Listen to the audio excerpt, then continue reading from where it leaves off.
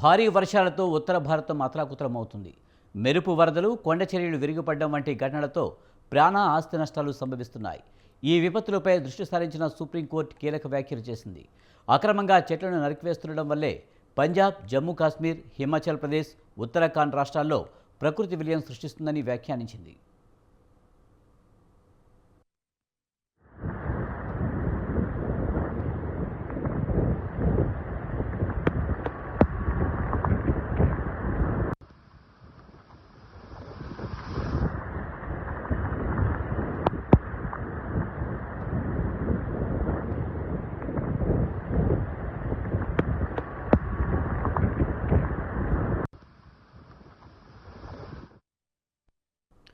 ఉత్తర భారతంలోని పలు రాష్ట్రాల్లో సంభవిస్తున్న ప్రకృతి విపత్తులకు చెట్లు నరకడమే కారణమని సుప్రీంకోర్టు తెలిపింది.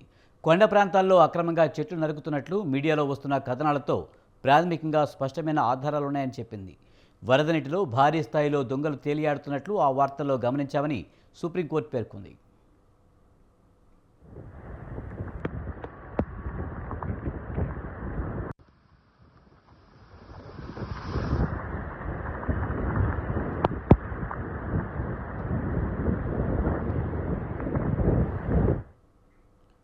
వరుస విపత్తులతో కొండ ప్రాంతాల్లో పర్యావరణ సమతుల్యం క్షీణిస్తుండడంపై ఆందోళన వ్యక్తమవుతుంది. ఈ క్రమంలో ఒక ప్రజా ప్రయోజన వ్యాజ్యం దాఖలైంది. దీన్ని విచారించిన సుప్రీం ధర్మాసనం ఇది తీవ్రమైన అంశమని పేర్కొంది. దీనిపై కేంద్ర, హిమాచల్ ప్రదేశ్, జమ్మూ కాశ్మీర్, పంజాబ్, ఉత్తరాఖండ్ వంటి రాష్ట్రాలు 2 వారాల్లో సమాధానం ఇవ్వాలని ఆదేశించింది. అలాగే సంబంధిత అధికారులను సంప్రదించి ఆ స్థాయిలో దొంగలు నీటిలో తేలడానికి గల కారణాలను తెలుసుకోవాలని ఆదేశాలు ఇచ్చింది. తిరిగి 2 వారాల తర్వాత ఈ అంశంపై విచారణ జరగనుంది.